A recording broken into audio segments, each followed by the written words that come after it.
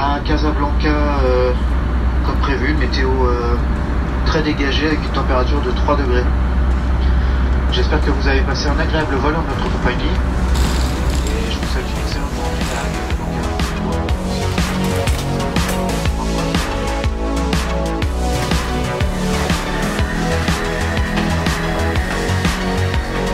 Connexion, épisode 5.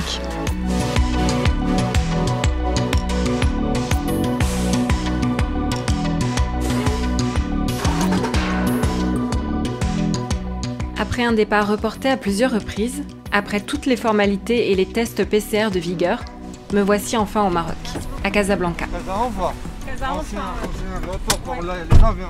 Il fait doux et le soleil est éclatant. On en oublierait presque que la ville a subi de graves inondations la semaine précédant mon arrivée. Je n'aurais jamais imaginé Casablanca aussi dense et dynamique, bien qu'il s'agisse de la capitale économique. Il y a des voitures partout et les petits taxis rouges sont innombrables. C'est très bien ici, là. Super. Si j'ai rendez-vous ici, dans ce tout nouveau quartier Casa Anfa, c'est parce qu'il donne un aperçu de ce que Casablanca sera demain. Casa Anfa s'étend sur le site historique de l'ancien aéroport et ambitionne de devenir la nouvelle place financière de cette ville effervescente. Alors le taxi vient juste de me déposer à Beau 52. Dans ce nouveau quartier, il y a effectivement énormément de grands immeubles en construction. Je vois une mosquée au loin et un parc aussi qui doit être Anfa Park, qui a été inauguré l'année dernière. Bordé par de grandes artères, celles qui abriteront bientôt les sièges de grandes entreprises et de banques, et par Anfa Park, Beau 52 se compose de 2 tours d'habitation avec 168 appartements de 50 à 200 mètres carrés. L'ensemble a été développé par Link City Maroc et réalisé par Bimaro, toutes 2 filiales de Bouygues Bâtiment International. Je m'appelle Yachar Bouaya, je suis architecte, membre du groupement BEX, qui veut dire Bouaya, El Kabaj Saad, Ketan Idriss et Siana Mohamed Amin, qui sont les 3 autres architectes sur le projet Beau 52 à Casablanca. C'est un ensemble résidentiel au standing. C'est aussi une manière de mettre les initiales de Bouygues Construction, donc BO comme Bouygues, et 52 parce que la parcelle s'appelle le lot 52. Alors je crois que 1952, c'est l'année durant laquelle l'entreprise Bouygues a été fondée, c'est bien ça? Et tout à fait.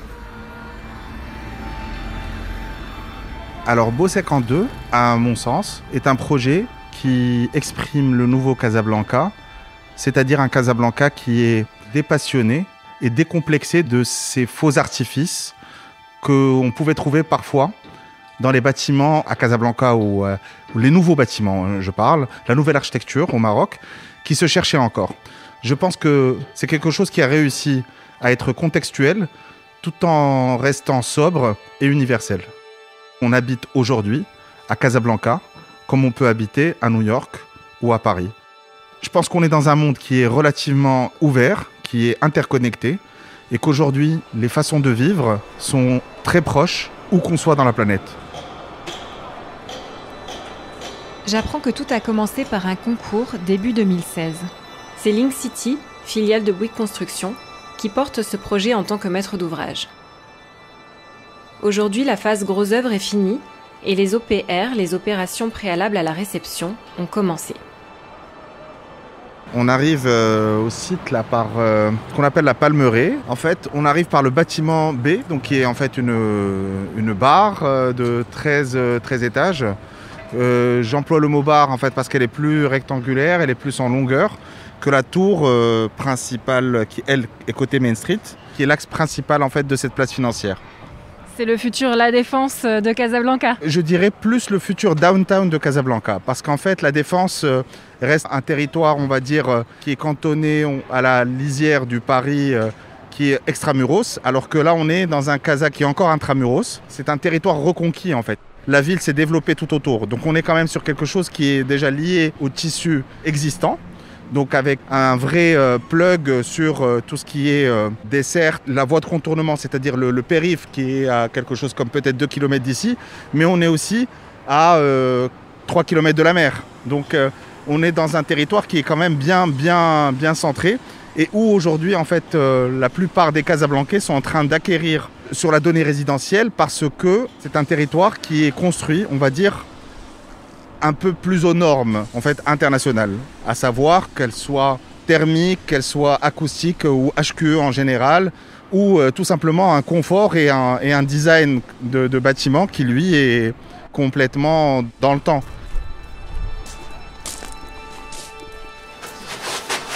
Nous passons par le hall du bâtiment A qui est complètement traversant, du boulevard de Main Street, jusqu'à ce que l'équipe appelle le riad.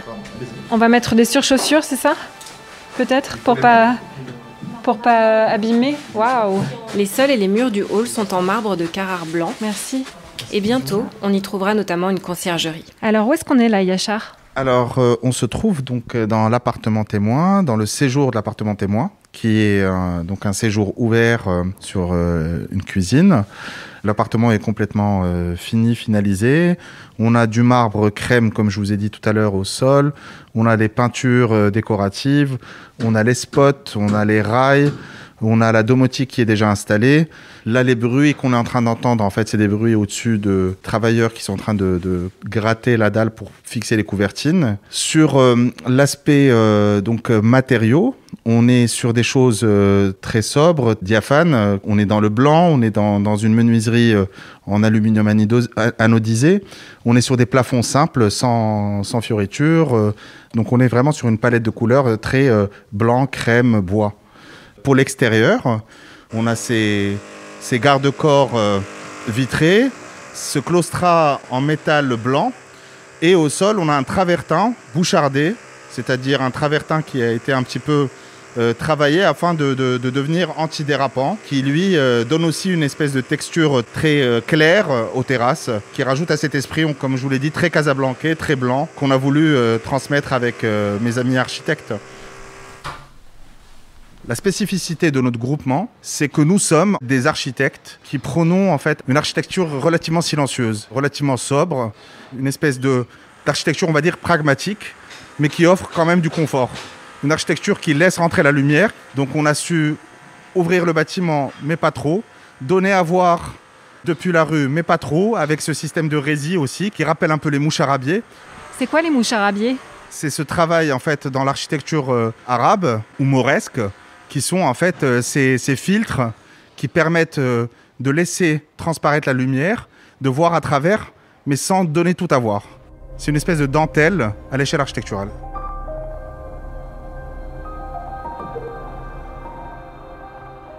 On est dans une écriture à la fois casablancaise, mais relativement universelle. C'était le souhait aussi de le faire en tant que jeunes architectes, de pouvoir en fait laisser une empreinte et surtout faire un bâtiment qui sera emblématique dans un territoire en devenir. Donc c'est quelque chose qui ne se présente pas tous les jours.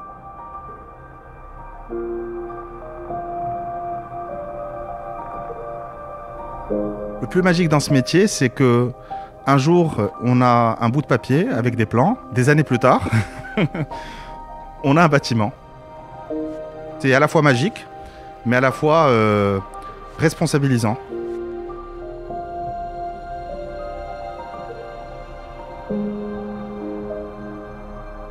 Pour moi, c'est quelque chose en fait inhérent au métier, qui est toujours là. C'est de se poser la question et de vraiment de ne pas laisser une cicatrice béante dans la ville. C'est-à-dire de faire quelque chose qui se fond, qui est le plus humble possible, qui marche et qui soit pérenne, surtout qui soit bien construit, qui dure dans le temps et qui ne soit pas quelque chose qu'on impose aux passants.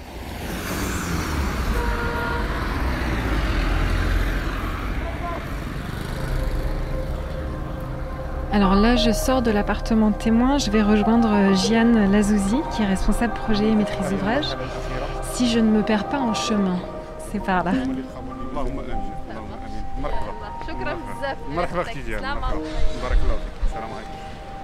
Bonjour Jiane. Alors vous souhaitiez qu'on se rencontre dans le riad, c'est ça ? Oui, je voulais qu'on fasse notre interview sur le riad parce que je trouve que c'est un peu le cœur de notre projet. C'est parce qu'il se situe entre les deux bâtiments, entre le bâtiment A que nous on appelle la tour avec un R+16 et le bâtiment B qui est un bâtiment de R+13. Un rez-de-chaussée plus 16 étages et rez-de-chaussée plus 13 étages. Jian Lazouzi a rejoint l'équipe en 2019. Elle s'occupe du suivi des travaux, du respect des budgets et des plannings, mais aussi du choix des matériaux de construction ou de finition. C'est vrai qu'ils sont immenses. Alors comment, pour le moment, aujourd'hui, c'est en chantier encore, entre les deux tours. Comment est-ce qu'il faut imaginer ça dans le futur ? La vision finale, c'est que ici on va avoir un béton désactivé. C'est un blanc qui tend vers un peu le beige, avec des jardinières pour amener de la verdure et un peu d'oxygène. Ça sera un peu comme un patio ici finalement. Exactement, ça sera comme un grand patio entre un revêtement désactivé et des jardinières pour apporter de la verdure et de l'oxygène. Qu'est-ce que ça veut dire revêtement désactivé ? C'est du béton avec des granulats. Le lendemain, on vient mettre comme un acide par-dessus. Il y a un temps d'attente et ensuite on le lave, on le passe au Karcher. À la fin, on a un résultat comme un béton avec les granulats qui sont visuels, qu'on voit. Alors le projet a été certifié haute qualité environnementale et je crois que c'est pas courant au Maroc en fait. Pourquoi cette spécificité ? Alors le label HQE ou haute qualité environnementale, c'est un label qui tourne autour de 14 cibles qui permettent d'atteindre 2 grands objectifs. Une, la maîtrise des impacts sur l'environnement extérieur et 2, gérer l'environnement intérieur pour qu'il soit sain et confortable. Et ça passe par quoi par exemple en fait ? Ça passe par la consommation électrique au sein de l'appartement, par l'isolation. Normalement, dans le HQE, il y a plusieurs volets à respecter. Il y a aussi la domotique qui est devenue très à la mode. Donc c'est le fait de créer des appartements connectés et intelligents en quelque sorte, c'est ça ? Effectivement, oui, ça en fait partie. D'avoir un appartement connecté, de pouvoir contrôler ses volets roulants en électricité à distance, sa climatisation aussi. Ça permet aussi de maîtriser la consommation aussi. Si jamais on oublie la climatisation ou le chauffage en marche et on se rend compte une fois on est dehors, on a le pouvoir de prendre son téléphone et de déclencher ou arrêter la machine. Donc de gérer à distance son appartement, en fait c'est ça le futur ? Exactement. Alors, il va y avoir des logements comme ce que nous sommes en train de construire. Il va y avoir des centres commerciaux, surtout beaucoup de bureaux. Donc en fait, c'est un quartier entier qui est en train de se transformer, qui est en train de se construire, de sortir de terre. Ça vous fait quoi personnellement de participer comme ça à la transformation de tout un quartier ?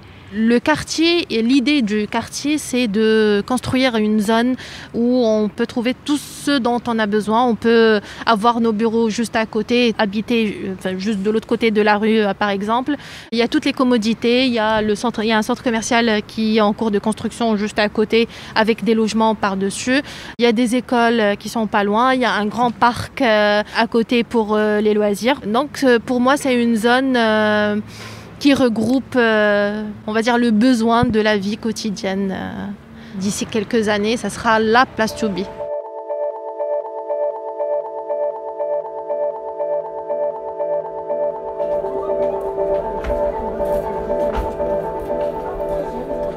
Ce que je préfère à Casablanca, c'est la corniche côté mer. Et aussi la vie à Casablanca, on sent que c'est une ville qui est vivante. Ou alors, qu'est-ce qu'il faut avoir vu au moins une fois dans sa vie ici à Casablanca ? La mosquée Hassan II, qu'on a construite d'ailleurs. C'est vrai, vous avez raison de le souligner. C'est bien Bouygues qui a construit, c'est quoi, la plus grande mosquée du monde, je crois, c'est ça ? Non, je pense que c'est la plus grande mosquée en Afrique.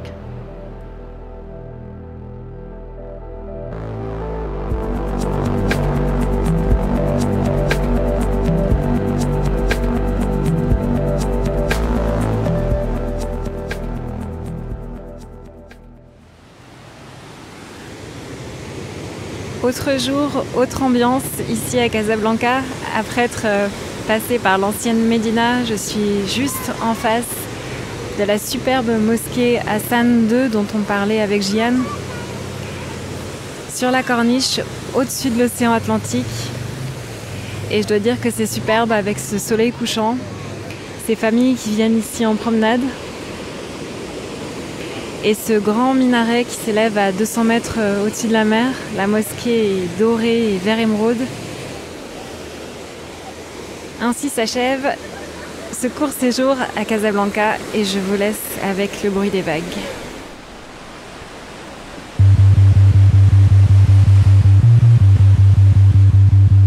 De retour en France, j'ai demandé à Selma Zerouni, architecte, de m'aider à prendre un peu de recul sur l'aménagement et la transformation du territoire casablancais.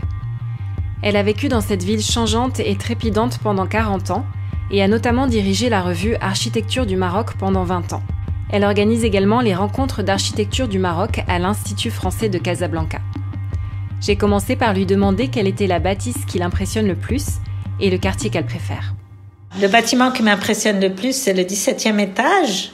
Premier immeuble à grande hauteur, à la mode des années 30, qui est absolument magnifique et qui reste toujours très beau, très élégant. Je dirais les Houbous aussi. C'est un quartier populaire où il y a tout l'artisanat de Casablanca qui se vend. C'est dans des maisons en riad où on a repris beaucoup des coquetteries des médinas traditionnels. C'est vraiment la tradition revisitée par des architectes talentueux dans les années 50 et qui font un répertoire de tout ce que l'architecture arabo-musulmane peut avoir de sympathique. Le développement de la ville de Casablanca, il se fait bon an mal an. On a plutôt affaire à de l'urbanisme de l'urgence, de rattrapage. C'est un urbanisme qui va plus vite que ce à quoi on s'attend. Mais c'est un peu normal, parce que dans notre pays, les choses vont vite et puis on ne peut pas les arrêter, étant donné la population qui est jeune.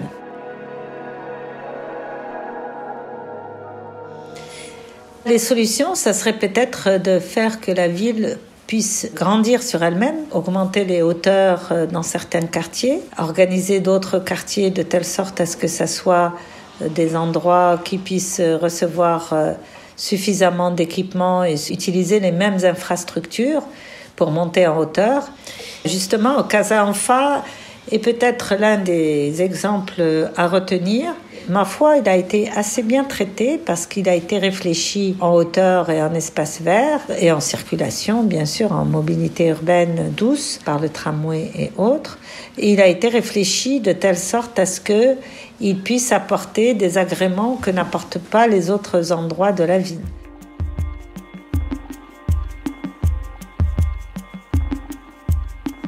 Casablanca a été géré durant longtemps comme étant des communes différenciées. Il y en avait 26. Et ces 26 communes ont fait qu'il y a eu du travail en vase clos dans chacune d'entre elles. Pour moi, une bonne vision, c'est une vision qui homogénéise les territoires et qui permet d'avoir une reconnaissance de la part des citoyens d'une appartenance à un territoire donné. Tout ce qui est extérieur, les lampadaires, les poubelles, les bancs, pourrait donner une identité globale, générale, à une ville qui souffre beaucoup de différences entre les quartiers riches et les quartiers pauvres. C'est une ville qui a une centaine d'années et elle a comme particularité d'avoir toujours été dessinée dans les règles de l'art. En 1905, il y avait déjà des réflexions autour de la question de qu'est-ce que Casa et comment ça va devenir Casablanca. 1914, les premiers plans d'aménagement de Prost et Cochard, accompagnés par Jean-Nicolas Forestier, faisaient de cette ville un ensemble qui était à la fois paysager et à la fois architectural. Donc la réflexion qui a porté ses fruits jusqu'à nos jours a fait que la ville s'est agrandie sans pour autant être étranglée, malgré le sentiment qu'on a lorsqu'on habite à Casablanca de voir la pollution, la circulation. Si ça n'avait pas été dessiné au départ dans les règles de l'art comme une ville métropole importante, on n'aurait jamais pu circuler avec le rush qui a lieu dans cette ville. L'intérêt de Casablanca, c'est aussi que les Casablancais d'origine sont rares. Pour la plupart du temps, c'est des gens qui sont venus de toutes les villes avoisinantes ou lointaines, comme Fès, Ouarzazate, Tanger, voilà. Ce cosmopolitisme a construit un état d'esprit de personnes qui sont dynamiques, qui sont moteurs pour que la ville puisse être une ville qui produit du sens par elle-même. C'est-à-dire sa vocation première, c'est d'être moderne et d'avant-garde. Ce qui me séduit encore dans Casablanca, c'est son potentiel à la transformation, au changement.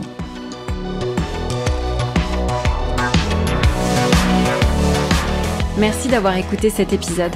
S'il vous a plu, n'hésitez pas à nous le dire sur les réseaux sociaux de Bouygues Construction et à nous ajouter 5 étoiles sur Apple Podcasts. Connexion est un podcast Bouygues Construction, disponible sur toutes les plateformes de podcast. À bientôt!